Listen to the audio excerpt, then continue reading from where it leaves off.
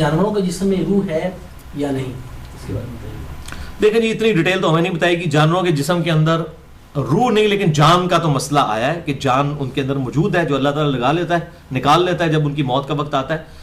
البتہ جو روح کا لفظ استعمال ہوا ہے وہ تو انسان کے لیے ہی استعمال ہوا ہے کہ اللہ تعالیٰ نے فنفخت فیہ من روحی اپنی طرف سے خاص روح پھونکی ہے۔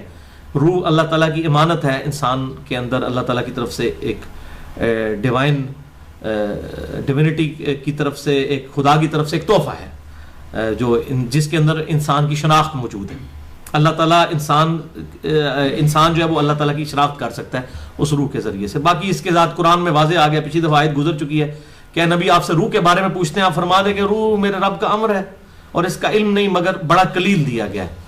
تو یہ روح کبھی ڈیٹیکٹ نہیں ہو سکتی کسی انسٹرومنٹ کے ذریعے، یہ اس دنیا کی فزیکل چیز نہیں ہے۔ دنیا صرف فزیکل چیز کو ڈیٹیکٹ کرتی ہے، الیکٹرو میگنیٹک ویوز نظر نہیں آتی ہیں، لیکن چونکہ فزیکل چیز ہے ڈیٹیکٹ ہو جائیں گی، لیکن روح نہیں ڈیٹیکٹ ہوگی۔ کوئی چیز نظر آئے یا نہ آئے سے کوئی فرق نہیں پڑتا، اگر وہ فزیکلی ایگزسٹ کرتی ہے تو آپ اس کو ڈیٹیکٹ کر سکتے ہیں، لیکن روح، فرشتے، اس طرح کی جو عالم غیب کی چیزیں ہیں وہ ہے ان الذین یخشون ربهم بالغیب ہے، تو غیب کے اوپر آپ نہیں مان لے گا۔ یہ پچھلے درس میں آپ نے بتایا تھا کہ غسل جنابت جو ہے وہ لیٹ بھی ہاں جی کر سکتے ہیں، اس کی کیا طریقہ کار ہے؟ ویسے لیٹ کرنا ہے اگر تو پھر اس کو کیا کرنا ہوگا؟ وضو کر کے لیٹ جائیں۔ غسل جنابت اگر اسے لیٹ کرنا ہے اس وقت وضو کرے لیٹ جائیں۔ اس طریقے سے بخاری مسلم میں آتا ہے نبی صلی اللہ علیہ وسلم ایک ہی غسل میں کئی بیویوں کے پاس جو ہے وہ ازدواجی تعلق کے اعتبار سے دورہ فرمایا کرتے تھے اور اس دوران صرف وضو فرماتے تھے، غسل ایک ہی کرتے تھے اینڈ پہ، تو نمبر آف غسل کرنے کی ضرورت نہیں ہے، ایک ہی غسل کافی ہو جائے گا۔ وتر کے بعد والی دو رکھتے ہیں نفل ہے، ہاں جی یہ صحیح حدیث ہے یا ضعیف؟ جی صحیح حدیث ہے، میں نے بتایا صحیح مسلم میں ہے میرے بھائی، 1724 نمبر حدیث ہے صحیح مسلم میں کہ آپ صلی اللہ علیہ وسلم جو ہے نماز وتر کے بعد دو رکھتے ہیں ادا فرمایا کرتے تھے۔ مسلم شریف کو اگر کسی نے ضعیف کہنا ہے تو اب پھر اپنا خود اشراق کی کتنی رکعت ہے؟ یہ مسئلہ کلیئر ہو گیا وتر والا، اور دس بھی دیو جنہیں تو پاک چھوڑی ہے کہ بھی ضعیف ہے، ساڑھے بات تو بخاری مسلم بھی ضعیف ہوگی بھائی۔ میں کہنا ہوں میرے لیکچرز تو بعد جنہیں اہل حدیث ہونا ہے وہ پکا اہل حدیث ہوئے گا یا منکرین حدیث بن جائے گا الحمدللہ۔ لیکن بخاری مسلم دی کئی حدیثاں نو ہاں جو کہندے سارے کہندے نے جناب، سارے مجرم نے، خالی ایک بندہ نہیں ہے جہاں مگر تسی پے ہو، باقی بھی کہندے نے ضعیف۔ میرا اپنا سوال ایک بلکہ میں کہنا ہوں بندہ بے ایمان نہیں ہے اور ضعیف کہہ کے انکار کردا ہے نا بخاری مسلم نو، تے جڑے صحیح مندے بھی کہندے نے بیان نہیں کرنی چاہیے دی، وہ بھی تے انکار کر رہے نے، وہ بڑے مجرم نے۔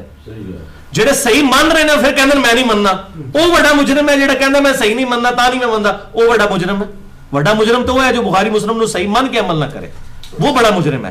جو کہہ رہے ضعیف ہے اس نے تو اپنا جان چھڑا لی نا، جرا کر کے جان چھڑا لی کہ میں نہیں مانتا، لیکن یہ کہتا ہے میں مانتا ہوں ٹھیک ہے لیکن بیان کرنا حرام ہے، اس کو ڈسکس کرنا حرام ہے، وہ بڑا مجرم ہے، وہ دی جان نو پیٹو۔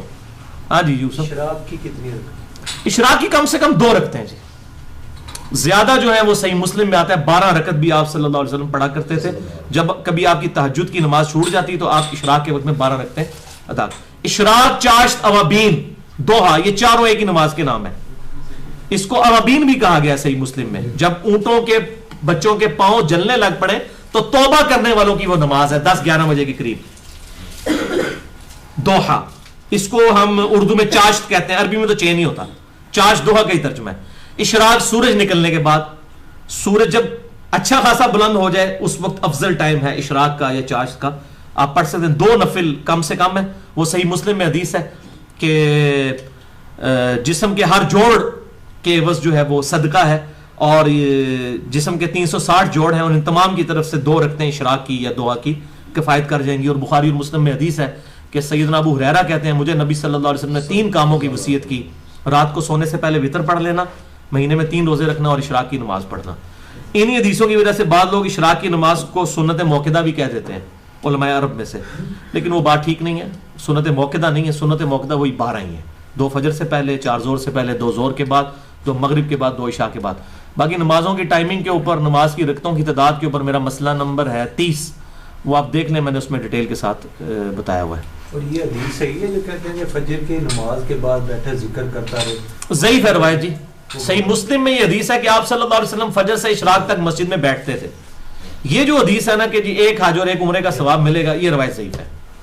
البتہ چونکہ سنت سے ثابت ہو گیا اتنی دیر آپ بیٹھتے تھے تو مسجد میں بیٹھنا چاہیے، اور اس سے بھی آسان وظیفہ جو 3 دفعہ صحیح مسلم میں آیا ہے.